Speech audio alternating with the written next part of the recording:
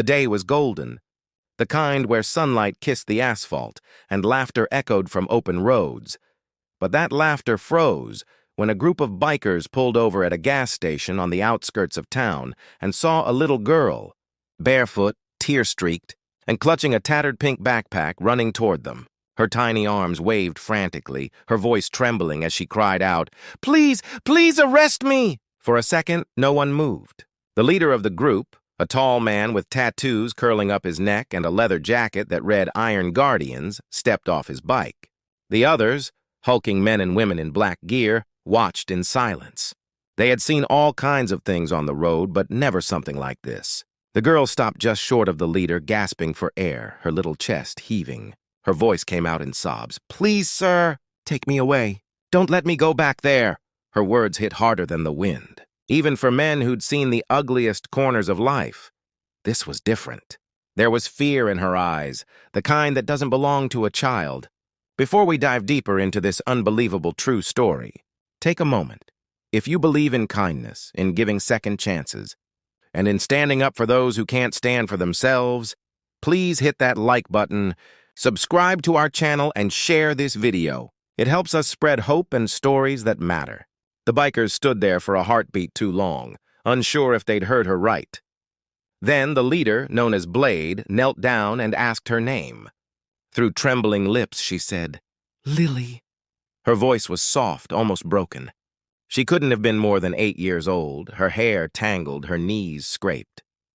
"Please, just take me away," she whispered again, gripping his leather glove like it was her last lifeline. Blade didn't ask more. He just motioned for the others.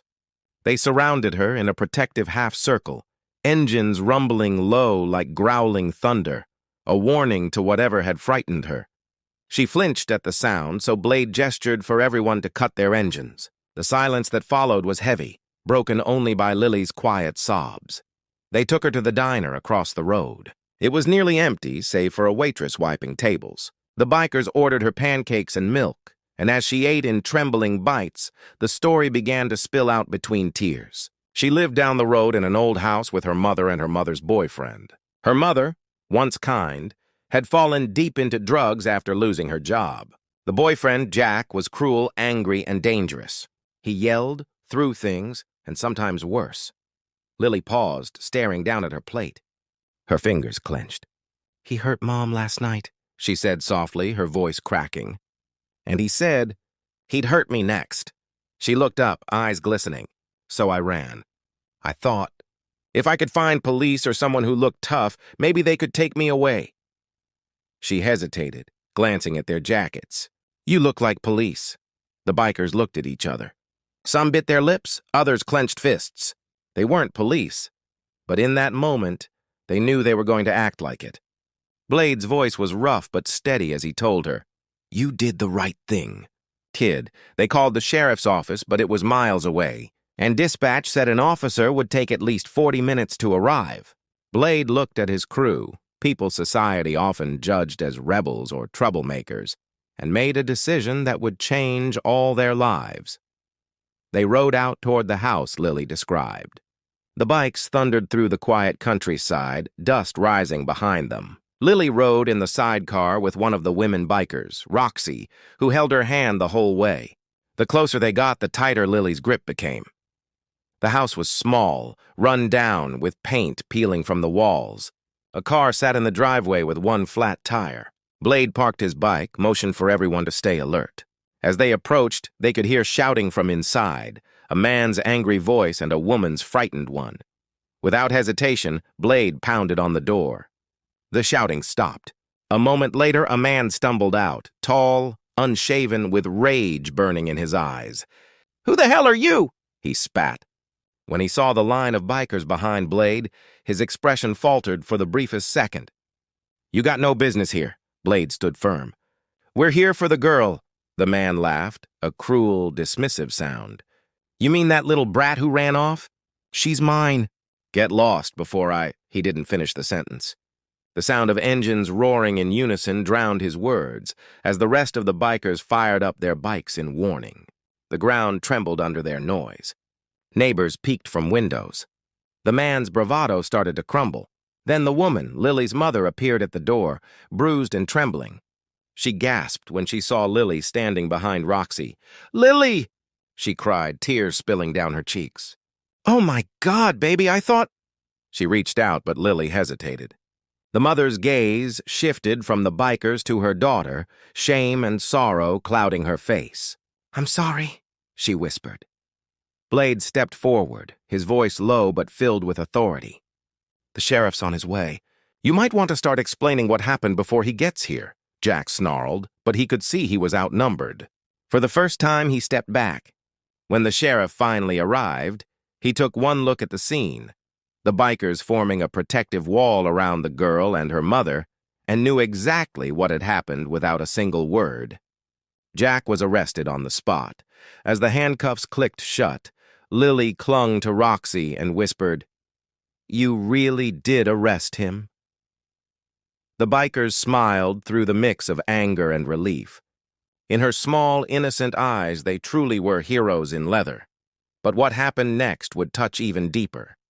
The sheriff, moved by the situation, stayed to talk with the bikers. He explained that Lily's mother, Sarah, would need help: rehab, counseling, and financial support. Blade exchanged glances with Roxy.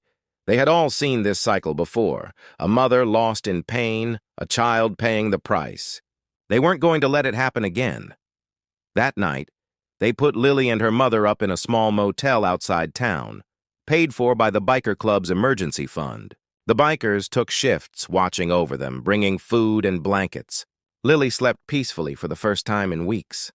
Blade sat outside the room, watching the stars, remembering his own childhood, his father's rage, his mother's tears. He whispered under his breath, "Not this time. Not this kid." In the weeks that followed, the Iron Guardians did something extraordinary. They didn't just ride off after the rescue, they stayed. They helped Sarah find a safe house, drove her to every counseling session, and made sure Lily got enrolled in school. Roxy, who'd never thought she'd be good with kids, started tutoring her on weekends. The rough, tattooed men who once roared through highways now found themselves painting a little girl's new bedroom and fixing bikes while she laughed nearby. The change in Sarah was slow, but real. She began to smile again, to work small jobs, to rebuild. And Lily, Lily bloomed like a flower after a storm. Her laughter filled their garage, her drawings covered their walls.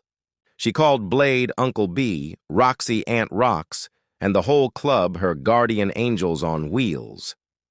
Months passed, and the story of the bikers who arrested a monster spread across town. People who once crossed the street to avoid them now waved as they rode by. They became local legends, not for rebellion, but for redemption. One afternoon, at a charity ride organized to help abused families, Lily stood on stage, a little microphone in her trembling hand. The crowd hushed as she spoke. "When I was scared, I thought no one would help me," she said softly. "But then I met people who looked scary, but they were the kindest of all." She turned toward the bikers in the front row, tears glimmering in her bright eyes. "You didn't just save me. You showed me what heroes look like." The crowd erupted into applause. Blade wiped a tear quickly before anyone noticed. Sarah, standing beside her daughter, whispered a thank you that carried all the weight of a healed heart. After the event, Blade looked at his crew. "Guess we're not just Iron Guardians anymore," he said with a faint smile. "We're family." That night, as the sun dipped below the hills and the bikers rode together under the burning orange sky, Lily sat in Roxy's sidecar again, hair fluttering in the wind. She looked up at the horizon and whispered, "This feels like flying."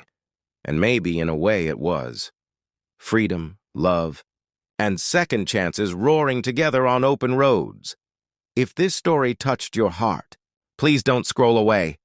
Take a moment to like this video, share it with someone who believes in compassion, and subscribe to our channel for more stories that remind us how humanity still shines, even in unexpected places.